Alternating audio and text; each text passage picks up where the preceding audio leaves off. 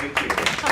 My name is Rotem. I'm a research leader in therapeutic startups in biotech VC. I'm proposing a program to remove toxic plastic additives from the human body. The goal of the program is to avert a potential public health crisis across Japan using a new biomedical approach to human chemical exposure. To set the context, we are ubiquitously and chronically exposed to plastic additives. Japan generates more than 50 kilograms of plastic waste per year per capita. And this is an underestimate, but it mostly counts the food packaging, the plastic bottles. It does not count the tires that degrade on the road and become dust in our air and oceans, or the paint that off-gases into our homes, or polyester clothing that sheds fibers. And none of these products decompose. They just break into smaller and smaller pieces until they're small enough to enter our organs and living cells, which we know because they are detected in majority of the people across the body in multiple organ types and biofluids, including breast milk, including cord blood, which means that we are exposed from the day we are born. And these are harmful chemicals. Microplastics, as they enter the body, leach out additives, bisphenols, phthalates, chemicals that harm our health in various ways, decrease sperm quality, increase the risk of preterm birth, and increase insulin resistance, to name just a few of the health effects with more robust evidence. This is an active area of research, and more health effects are being discovered on a continuous basis. And so overall, there's exposure to plastic additives may lead to a pervasive public health crisis that we need to mitigate. And currently, this is being mitigated through environmental policy. In Japan, the Cabinet Office has made a decision 10 years ago to block plastics from reaching the oceans. And more recently, the National Institute of Environmental Studies has started a big research program merging pollution research with health research. But again, the outcome needs to be more, is focused on environmental policy. And part of the issue is the siloing between the biomedical system and the environmental studies in Japan up to the highest levels of government. But I argue that environmental policy is not sufficient to protect human health because it addresses the it addresses the new sources of chemicals while not addressing the existing stocks of plastics in the environment and in our bodies.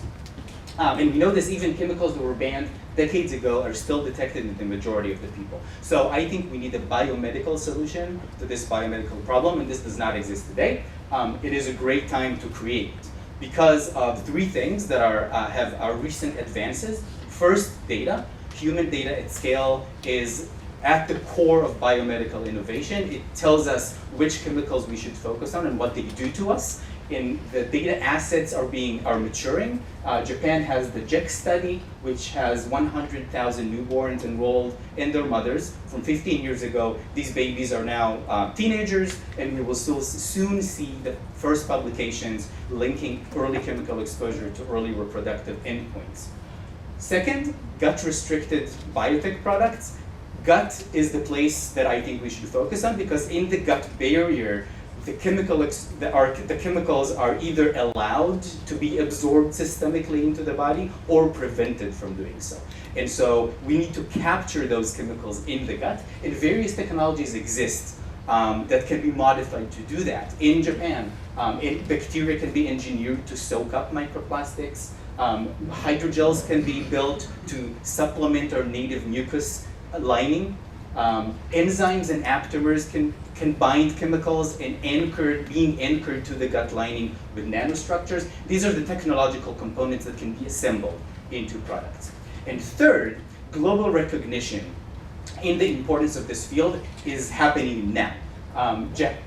Japan's medical sector will benefit from these products, which will land in first step in the US as the government has recently committed $150 million almost to measuring microplastics in people and understand their health effects.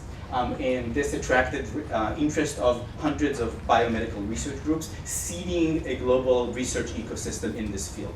Overall, we see a foundation layer of data, the technological components that can be assembled, and the transition pathway globally to make this business success. So this is an opportunity for Japan to act now. And what I'm proposing here is an ARPA-like program to develop the proof of concept technologies for capturing or degrading these chemicals, plastic additives, within 3 years in animal models. This is time, 36 months with milestones in month 9, 18, and 24. I'm proposing 3 technical areas. First, 6 to 8 performers developing the actual agents that bind the chemicals, capture or degrade them. The second area is to deploy those in the gut, the human gut environment. And the third area is to test the safety and effectiveness of those technologies in animal models and organoids.